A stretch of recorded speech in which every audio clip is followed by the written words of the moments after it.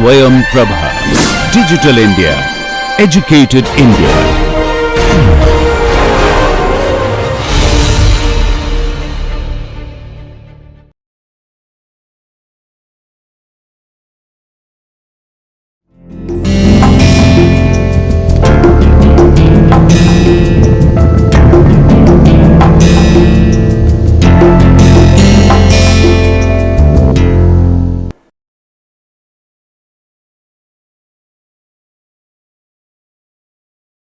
Good students, this is my 24th lecture.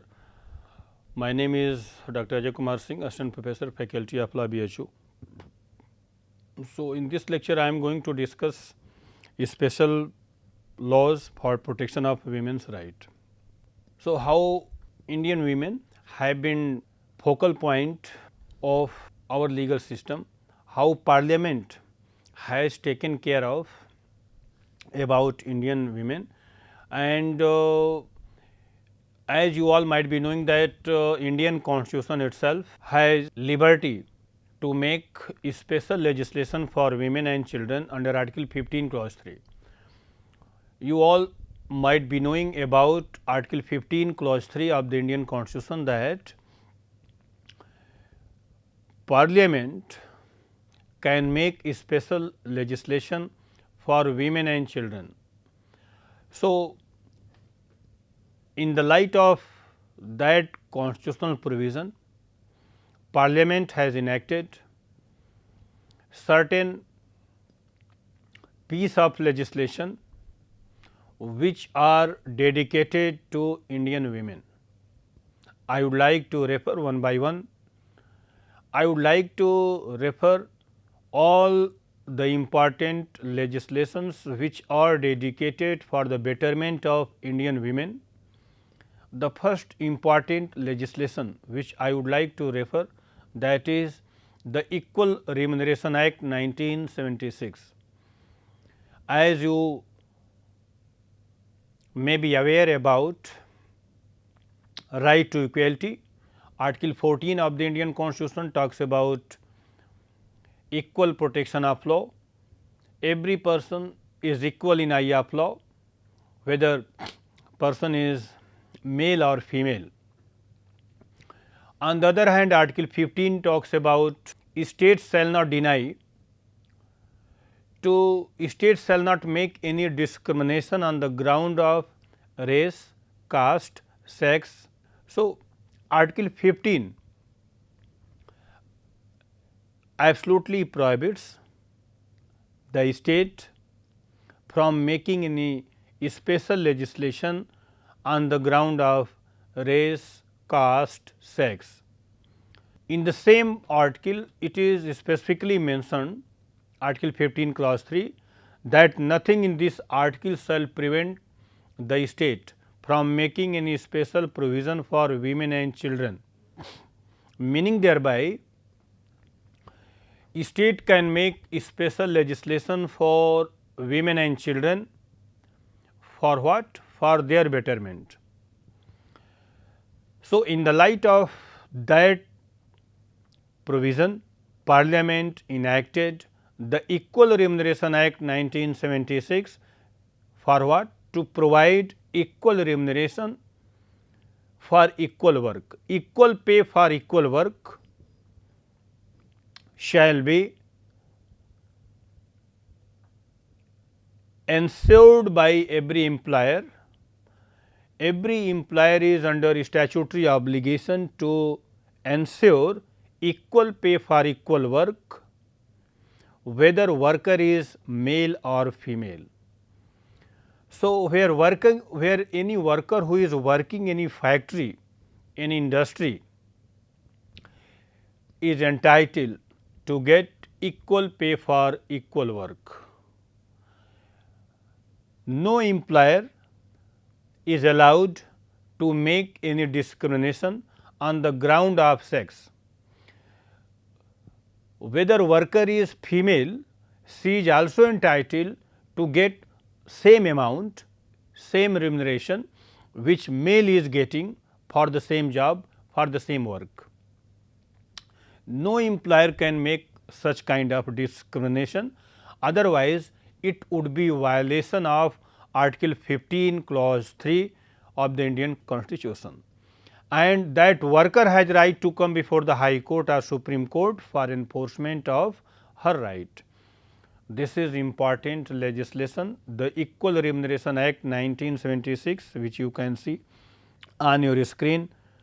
I have highlighted this special laws for protection of women's right. In that context, I have highlighted this piece of legislation, Equal Remuneration Act 1976, which mandates that equal pay for equal work should be ensured by the employer. Under Indian Constitution, Article 15 clause 3, as I have already highlighted, that state can make special legislation for women and children. Article 14, right to equality, every person is equal in eye of law. Right to life, right to live with human dignity, right to property, Article 300. These rights are available to women. Women are also entitled to have a right to have a property. They can purchase or may become owner of a property. They have right to they can own property. This right to property is not only fundamental right, but in our constitutional scheme, right to property is a constitutional right, because earlier it was a fundamental right, it was provided in part 3rd of the Indian Constitution, but by 44th Constitutional Amendment Act 1978, right to property has become constitutional right under Article 300A. On the other hand, right to property is human right. It is specifically provided in UDHR 1948, Universal Declaration of Human Rights 1948, that it is human right, and every human being can have his or her own property. He can own or she can own property in his name or her name. So, right to property is human right. On the other hand, in Indian context, it is a constitutional right, because it is provided under Article 300A of the Indian Constitution. Equal Remuneration Act, this is very special legislation which talks about equal pay for equal work. The Protection of Women from Domestic Violence Act 2005, which you can see on your screen. I have highlighted this act was enacted by Parliament in the year of 2005 just to protect women from domestic violence, which I will discuss it in detail in next slide. You see, I have also highlighted special legislation for women, part 1 and part 2, Protection of Human Rights Act 1993. This act was enacted in 93 just to protect human rights of citizen of this country. So, National Commission for Women Act 1990, it has two important body, one is at center level and another is at state level. National Commission for Women, State Commission for Women.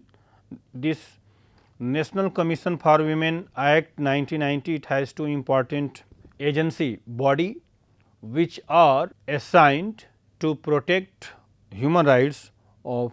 Another is the Dowry Prohibition Act 1961. You all might be aware about this special legislation. Dowry Prohibition Act is also a special legislation which was enacted to criminalize dowry. Now, come to this another important legislation, that is the Protection of Women from Sexual Harassment at Workplace Act 2013. I would like to highlight salient feature of this statute.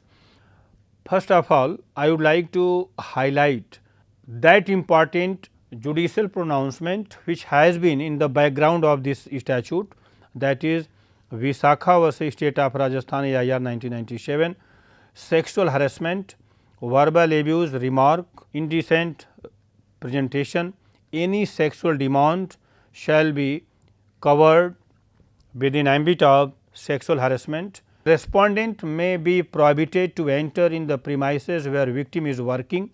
This is another important feature. Second is WGC, Women Grievance Committee, and third is joint account.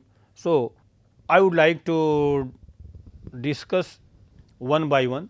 You see, this Protection of Women from Sexual Harassment Act was enacted in the year of 2013 by Parliament,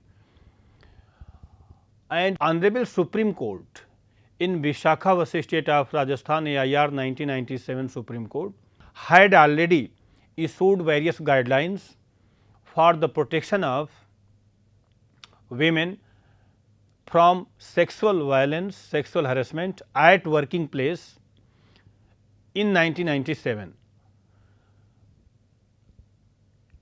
You see, Visakha guidelines was issued by Supreme Court in 97, and you see, the reason behind intervening in that matter was an incident which took place in Rajasthan, where a woman named Bhauri Devi, she was sexually abused, she was sexually assaulted by villagers, and due to that incident a petition was filed by NGO, by a non-governmental organization Visakha, and matter was brought into the notice of Supreme Court that such incident took place in Bihar, where a village head sarpanch, she was trying to prohibit a child marriage, and she had highlighted that matter.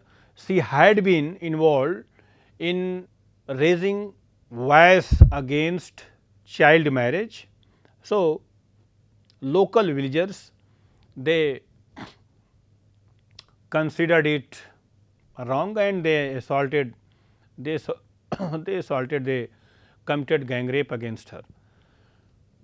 So, since in the absence of statutory provision, Supreme Court held that unless and until these subject matters are legislated by the Parliament, the guidelines issued by Honorable Supreme Court, guidelines issued in this Visakha case shall be considered as law for this country. So, this is one important aspect of this statute, and the guidelines Visakha case has been in the background of this statute, which I. The salient feature of this statute is this act talks about establishment of WGC, Women Grievance Committee. It is the duty of each and every employer, whether it is government employer or private employer, to have Women Grievance Committee. Each and every establishment shall have its own internal grievance committee, Women Grievance Committee, and Women Grievance Committee shall inquire the matter pertaining to sexual harassment at working place. Once the application, once the complaint is made to that Women Grievance Committee, Women Grievance Committee will start the inquiry, and if allegations are found correct, then what action can be taken against the respondent? The respondent may be prohibited to enter into the premises of that complainant where complainant is residing. In case of joint account, respondent may be prohibited to operate joint account of the complainant. These are the immediate relief which is provided to the complainant, to the victim of crime of sexual harassment. These are specific relief which can be claimed by victim of crime under this act. Now, come to another important legislation, that is Special Marriage Act 1954. This act was enacted in 1954 by the Parliament. Special Marriage Act 1954 So, I would like to highlight salient feature of this statute. First is registered marriage.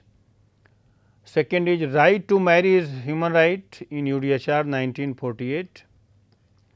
You might be aware about right to marry is human right, though it is not a fundamental right in our constitution, but Supreme Court by its judicial pronouncement has made it clear that right to marry is a fundamental right. Every person who is above, every male who is above 18 and female who is above 21, they are at liberty to choose their partners and they are free to marry. This is a fundamental right to marry.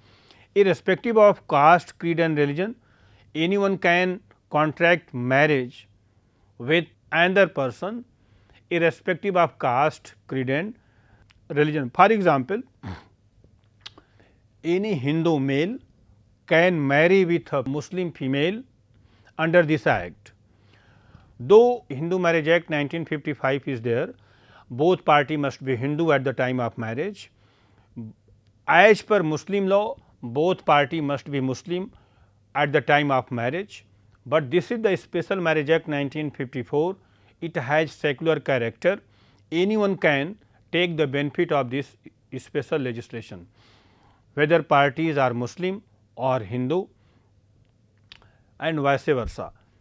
Meaning to say that any Hindu male can marry with a Muslim female, that marriage would be valid and that marriage can only be contracted in accordance with the provision of Special Marriage Act 1954.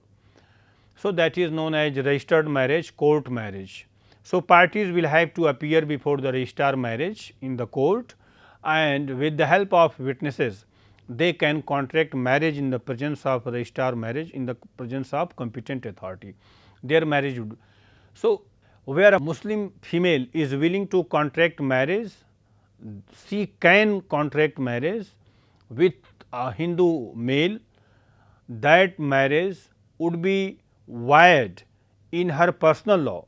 In her personal law she cannot marry, but in this law Special Marriage Act 1954, if Muslim female is willing to marry with a Hindu male, her marriage would be valid in eye of law. The consequences of that marriage would be regulated not by their personal laws, but marriage would be regulated by general enactment, general legislation. Once the parties take the benefit of Special Marriage Act 1954, they can lose their rights in their personal laws. For example, if Muslim female who has contracted marriage with a Hindu male under this act, she will lose her right under Muslim law. She can be deprived from all the benefits which she could have claimed under Muslim law. So, this is the beauty of this legislation, that this act is equally applicable to all the religions. Anyone can join, anyone can get the benefit of this act. So far as succession law is concerned, after the death of the party, Indian Succession Act 1925 would be applicable. Neither Hindu Succession Act would be applicable, nor Muslim succession law would be applicable in this case, where parties have contracted their marriage in accordance with the provision of Special Marriage Act 1954. So, I think you all have understood the things. Special Marriage Act 1954, this is also special legislation for the betterment of female, for the betterment of women. Now, I have highlighted few important legislation. With the help of this slide, you can just see all the legislation. The first is Factories Act 1948, Minimum Wages Act 1948, Workmen Compensation Act 1923, the Payment of Bonus Act 1965. So, this why I have chosen this social security legislations, so that I can explain all the social security legislations which have been enacted either by parliament or by state legislation for the betterment of Indian women. So, I would like to discuss one by one. You see, Factories Act 1948, you just can imagine that. Factories Act 1948 talks about working hours for male and female, hygiene for the workers working in that factory, and safety measures taken by employer for their workers. So, no employer can make any discrimination on the ground of sex, whether he cannot say that female workers, women workers should be paid less in comparison to male workers, because Equal Remuneration Act 1976 would be applicable in that case. And where such kind of things happens in any factory, workers they can challenge the decision of that employer before the High Court that fundamental right has been violated by the employer of that factory. So, Factory Act 1948, that is also a social security legislation which not only provide financial assistance to women, but that Factory Act cannot make any discrimination against women. Now, come to second important legislation, that is Minimum Wages Act 1948. Minimum Wages Act 1948 is another important piece of legislation which provides social security to Indian women, and the objective of this act is very clear, the purpose of this act is very clear.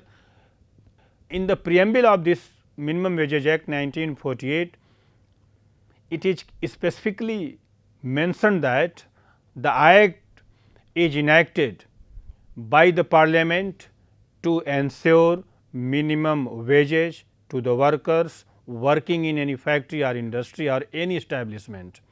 So, the preamble of that Minimum Wages Act 1948 is very clear that this act is dedicated to ensure minimum wages to the workers working in any establishment, in any factory. So, women are also entitled to get minimum wages prescribed by the statute, mandated by the Indian Constitution. Every woman is entitled to get fair wages, minimum wages.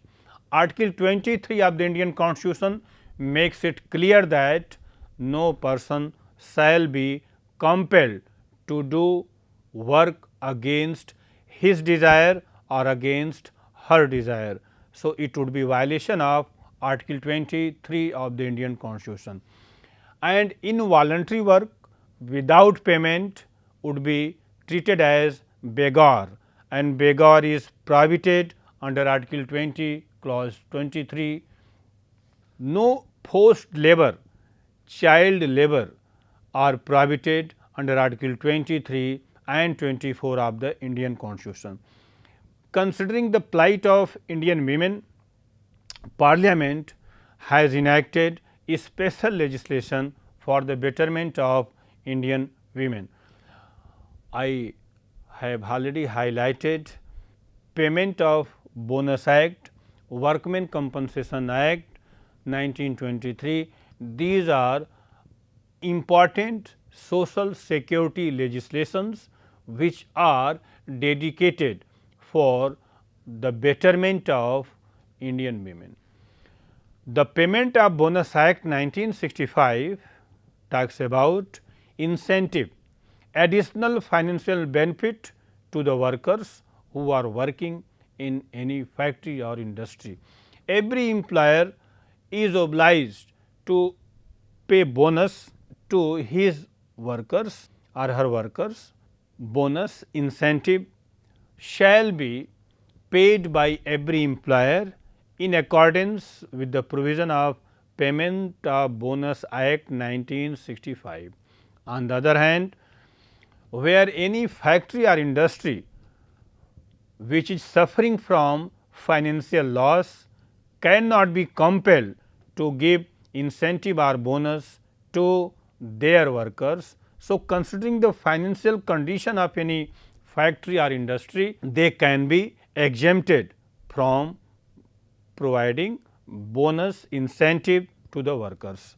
Otherwise, if financial position, if balance sheet is good, then in that case any factory or in any industry is under obligation to provide incentive or bonus to their workers working in factory or industry. Now, Workmen Compensation Act, that is another important piece of social security legislation. Workmen Compensation Act was enacted by the legislature in order to provide compensation to the workers working in any industry or factory. You might have seen that where worker who had lost his hands or legs or any body is injured, affected during the course of employment, during the service, employer they had liberty not to give compensation to the workers. They had liberty, they means it was up to their wishes, it was up to their desire. If they were willing to give financial assistance to the worker, if they were not willing to give compensation financial assistance to the workers who had lost his organ of the body of any organ of the body at the time of working in that factory or industry. So, considering the gravity of that issue, legislature decided to make a special legislation for what?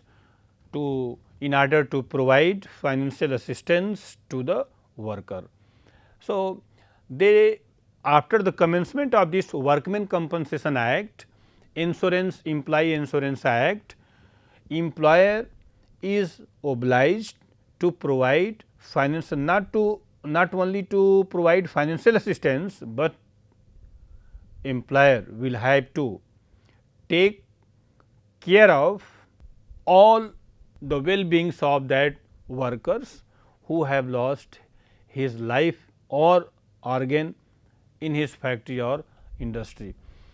So, financial assistance as well as schooling education to the children of that worker will also be taken care of by that employer. Now, this is all about your 4 important legislation: Factories Act, Minimum Wages Act, Payment of Bonus Act and Workmen Compensation Act. Now, come to another aspect of social security legislation, that is Maternity Benefit Act 1961. This act as per its nomenclature shows that this act was enacted by Parliament in order to provide maternity benefit to women. Maternity leave, women are entitled to get maternity leave, child care leave, food and nutrition. They are also entitled to have nutritious food for their children. So, child care leave, maternity leave, these are the benefits which women are entitled to get under this act, under this statute. Now, women are entitled to get free legal aid, right against arrest after sunset, right to privacy, right to education. So, you see these are certain rights which women are also entitled to get. As I told you, as I said that right to education, right to equality, right to live with human dignity, right to privacy, right to free legal aid. So, right to property, right to marry, these are these are the rights which women can claim across the globe. They are entitled to get all the benefits which male can get. In addition to that, women are also entitled to get maternity leave, child care leave. So, women are also entitled to be represented by a counsel, by advocate of their choice. Article 21 of the Indian Constitution specifically talks about poor people are entitled to get legal assistance free of cost from the government. Women who are not in position to engage their counsel, their advocate in the court of law, it is the duty, it is constitutional obligation of a state to provide legal aid to poor women free of cost. This no case can be decided by the court without giving opportunity of hearing, without providing counsel to the women. So, you can also refer this important precious rights which women are entitled to get. They cannot be arrested after the sunset. It is specifically mentioned in the Code of Criminal Procedure 1973 that women offender can only be arrested by women police, but not after the sunset. So, after the sunset before sunrise they have protection liberty not to be arrested by police officer. Right to privacy.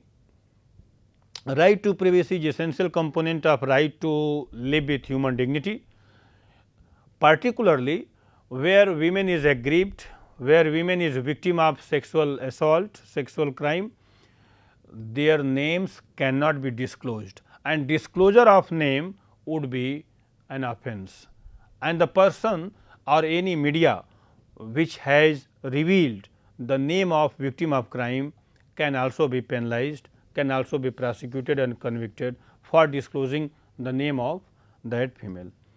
Right to education, that is precious right which women are entitled, and right to primary education, article 21A, as you all are aware, that is fundamental right, and every child, be it male or female, is entitled to get free education, education free of cost at the cost of the government, if he or she is not in position to get education on his own cost. So, if she or he is poor, then it is the duty of government to provide education free of cost. 21, article 21A, that is fundamental right, right to education. Now, come to another aspect of protection of women's right. So, in this slide I will try to explain the role of Supreme Court in recognizing women's right, how far Supreme Court has been effective in protection of women's right, in recognition, in recognizing the rights of women, or in protection of women's right. Right to food, as I have highlighted, right to food, right to privacy, right to shelter, right to medical aid. You see, Supreme Court has held that right to food is essential component of article 21 of the Indian Constitution. So, this right to food is available not only to male, but female also. Female are entitled to get nutritious food who are not in position to manage their meal, their food.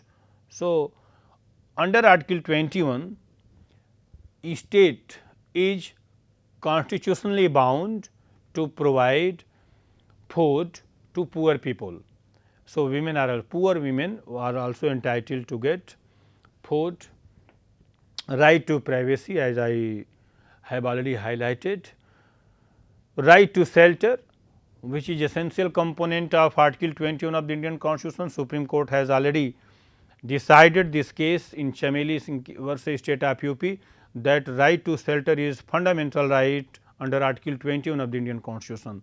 Due to non-availability of shelter, they do not have their own shelter, they do not have roof, then right to life would be meaningless for those poor people who do not have adequate, sufficient or decent shelter. So, it is the duty of state to provide shelter to the poor people. So, due to that reason, due to judicial intervention, now you might have seen that Pradhan Mantri Awas Yojana, Balmiki Awas Yojana, these are certain programs, welfare schemes which are provided by the government, housing scheme to the poor people only because of judicial intervention. Supreme Court intervened in this case that you people will have to provide shelter to the poor people. So, government will have to provide shelter to the poor people, otherwise constitutional mandate would be meaningless, right to life would be meaningless for those poor people they who are dying due to shelter, due to they do not have adequate shelter. Right to medical aid, poor people who are unable to spend money on their medical facility, they are poor. So, poverty would not be a ground for deprivation from all these benefits from they. So, Supreme Court held that even right to medical aid, free medical aid is a fundamental right, where Supreme Court said that without following the medico legal formalities, it is the duty of government hospital as well as private nursing homes, private hospitals to provide first medical aid to the injured people, whether to the injured person. So, female are also entitled to get first aid from the government hospital or from the private hospital. They cannot deny to give medical aid, first aid to the women on the ground of non compliance of medico legal aid. So, you might have seen that many people they have lost their life only because of they were not provided medical aid within time and without compliance of medico legal case. So, Supreme Court said that medico legal compliance of that procedure, that technical procedure would be violative of right to life or personal liberty guaranteed under Article 21 of the, and wherever it is found that government hospital or private hospital could not provide medical aid, medical assistance to the injured person due to compliance of medico legal case, that government medical hospital or private medical hospital would be covered under section 304 of the Indian Penal Code, causing death by negligent act. Doctor may be prosecuted and convicted for causing death by negligent act. The doctor has breached his duty. So, that is an offence. Now, sorry. So, this is right to medical aid is a fundamental right, as I told you. Now, come to another aspect of social security legislation of women, role of Supreme Court in recognition of women's right, right to privacy. This is also important component of Article 21, as I told you that disclosure of identity would be an offence.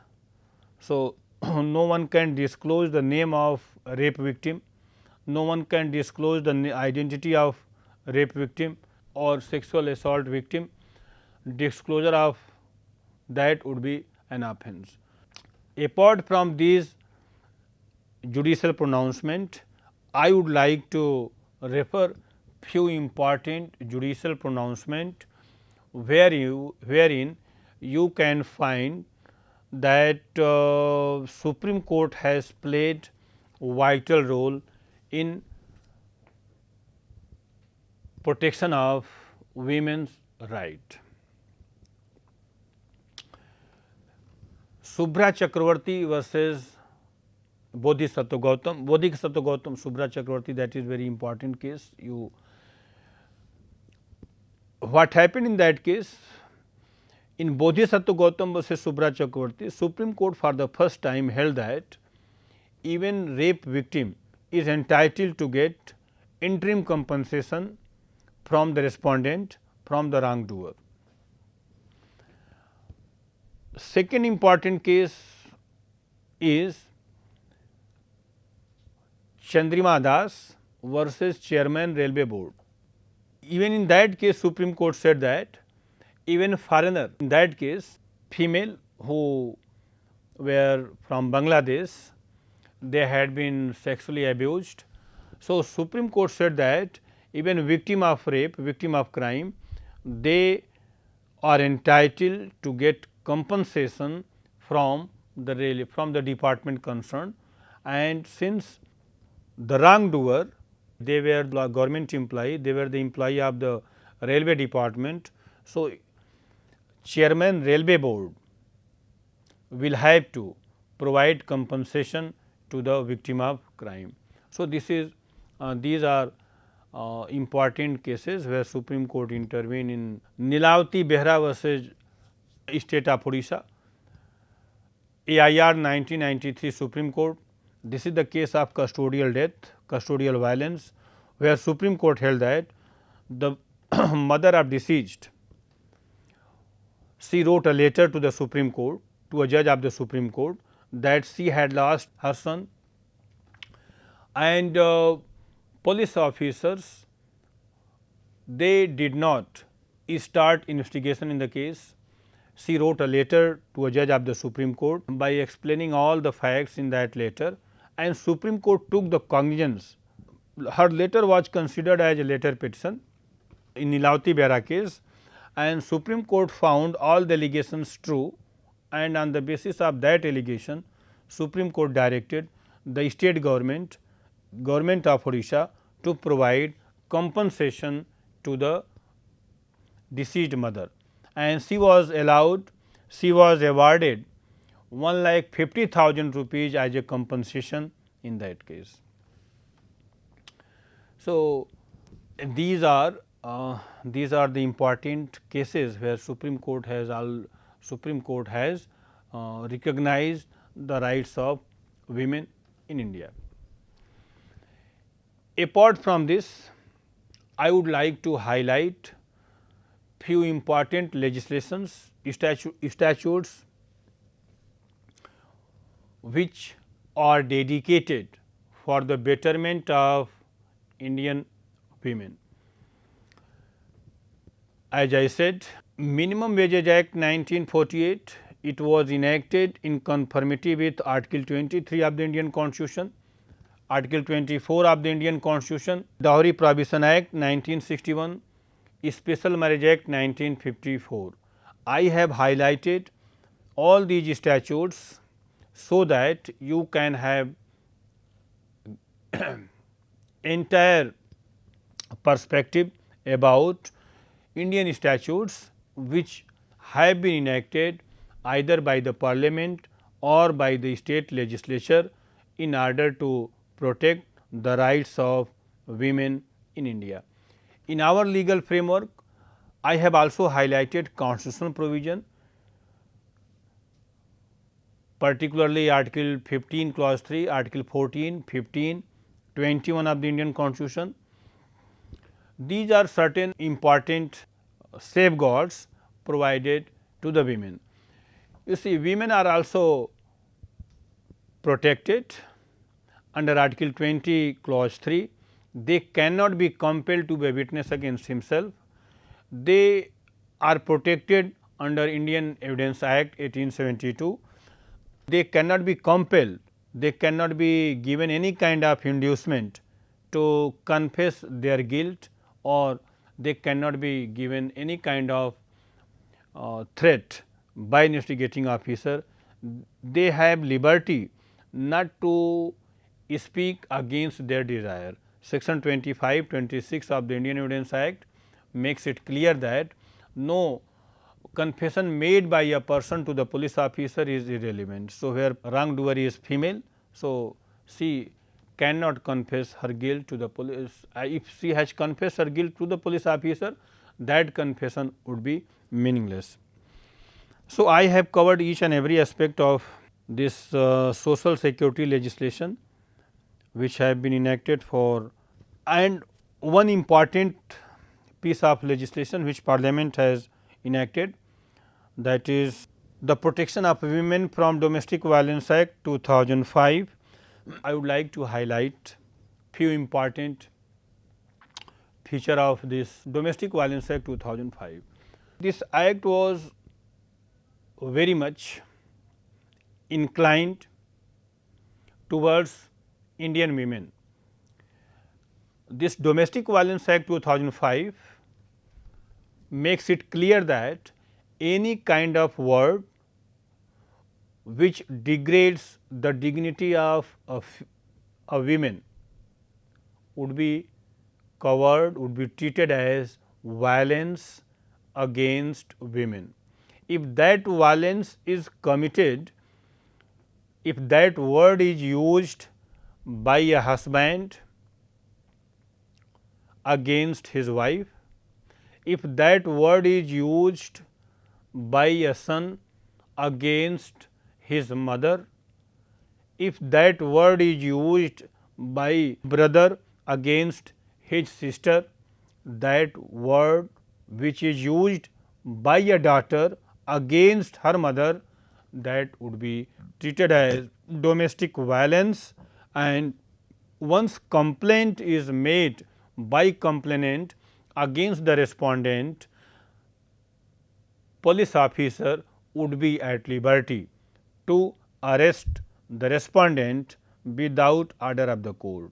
So, you see what I am trying to justify, the word domestic violence is a very wider term under this act. Every act or every word is spoken by the respondent which is degrading, which is ridiculous, which is embarrassing, which degrades the dignity of human being, that would be covered as domestic violence. The important thing is, which you all need to remember, that is respondent may be a husband, respondent may be wrongdoer may be husband, wrongdoer may be a brother in respect of his sister, wrongdoer may be a daughter in respect of her mother. So, there is a wrong notion that only husband is a culprit in this domestic violence act, a brother, but I want to explain this, that even a brother can also be covered in domestic violence act if a brother has committed domestic violence against his sister. A son can also be covered under this domestic violence act if that son has committed any kind of violence, domestic violence against his mother. So, mother would be at liberty to file a complaint against her son under this act. So, not only a husband, but a son, brother can also be covered under Domestic Violence Act 2005. You see that aggrieved women is entitled to get protection from the court, competent authority. After having that protection order, she can, that if victim is a mother, that mother can live in the same house where her son is residing. A sister can live in the same house where a brother is residing. Wife can live in the same house where the wrongdoer husband is residing, or husband may be prohibited not to enter in that part of the house where victim is residing. Or these, you see, these are the safeguards provided in this Domestic Violence Act to 2005. You see, she can get residence order from the court. After having that residence order, that victim, as I said, victim may be wife, victim may be mother, may be sister, they can live in the same house where respondent wrongdoer is residing. So far as the possibility of misuse of that order is concerned, it is quite possible that where wrongdoer is residing, how is it possible that she would be safe, mother would be safe, or wife would be safe, because husband himself is wrongdoer and court has issued order that she can live in the same house where husband is residing. It has been a matter of debate, it may be a matter of debate whether this order will be effective or not, but you need to remember that these are the safeguards provided in the statute. Protection order is also a kind of specific relief. Protection order may be granted in favor of victim. After having that protection order, she can enjoy her right. If wife has come before the court against her husband for protection order, allegations are true, then after the inquiry, if competent authority court, judicial magistrate first class is the competent authority in this case, if judicial magistrate first class is convinced that allegations are true, then magistrate can pass protection order in favor of victim. After having that protection order, she can reside in the same, or she can start her work at working place. In protection order, court concerned may specifically prescribe that respondent husband, wrongdoer husband shall not enter in that part or shall not enter in the premises where victim is working. Protection order may contain a specific direction, such as respondent may be prohibited not to operate her account. In case of joint account, he may be respondent may be prohibited not to operate her bank account or bank locker. So, these are certain safeguards, protection order, residence order. She is entitled, that victim is entitled to get interim compensation from the wrongdoer, maintenance from the wrongdoer. So, that respondent is obliged to provide interim relief, monetary relief to the victim, to that victim. So, this is all about your special laws for protection of women's right. I have covered each and every aspect of statutory protections as well as constitutional protections to Indian women. So, how Indian women are entitled to get constitutional benefits as well as statutory benefits with the help of right from the Constitution and Minimum Wages Act 1948, Factories Act 1948, Workmen Compensation Act 1923, the Payment of Bonus Act 1965, Domestic Violence Act 2005 and Protection of Women from Sexual Harassment at Working Place 2013.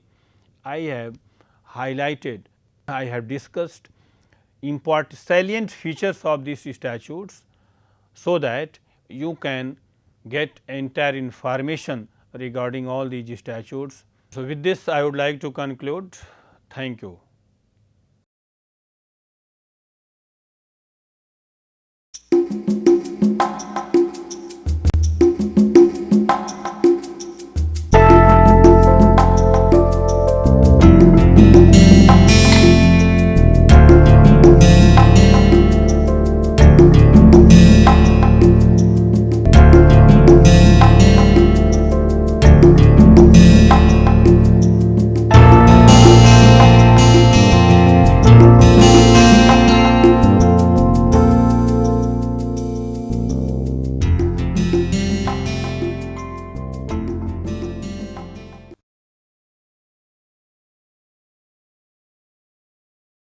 Hi, my name is Gillette Sam and I teach sociology at IIT Kanpur.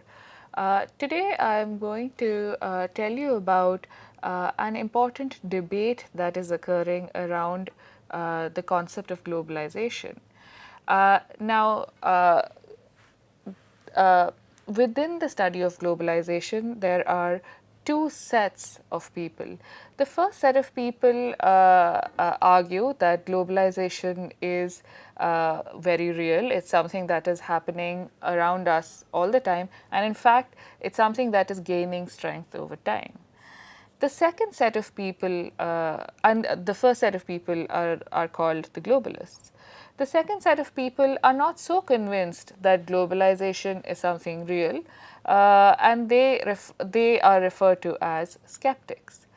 Now, the skeptics argue that unlike what the globalists would have us believe, that there are things and ideas and people that are traveling across the world, across multiple borders, and that we live in an interconnected world, actually, there are many parts of the world and many types of people who are completely left out of these kind of global flows. So they would give you the example of typically indigenous communities who live across the world. And they would argue that if you look at the lives of indigenous communities, particularly tribes that are quite isolated in terms of their physical location, their lives continue without their participating in any kind of global flows. To this, the globalists would respond that even though people may live in isolated and remote locations and they may not be directly involved in global flows, their lives today are still being influenced by events that are happening at a global scale. You can take the example of climate change. So, for instance, if there is an indigenous community that has no contact with anyone else in the world apart from themselves, but they live in an area which is experiencing an increase in sea levels, an increase in the temperature. All of this may be attributed to people in neighboring countries, or actually rather events that are happening across the globe. So in that sense, even though you may not be directly participating in global flows, your everyday life is affected by what is happening around the world. Another argument that the skeptics make is in regard to what happens with the nation states. Now, initially, when discussions about globalization started, and we are talking about the 1990s, the expectation was that the nation state as an entity is going to wither away. It's going to cease to be important. Now, skeptics could point out to the world today and say, well, nation states are still important. We still live our lives based on which nation we were born in or which nation we have citizenship in. Their rules and regulations are still important for us. To which globalists would argue that this expectation that the nation state will cease to be important, that itself is a fallacy. Rather than facing a situation that the nation state becomes less important over time, we actually may be headed towards a situation where, in addition to the nation state, there are other laws which become important to our lives and they shape our lives on an everyday basis.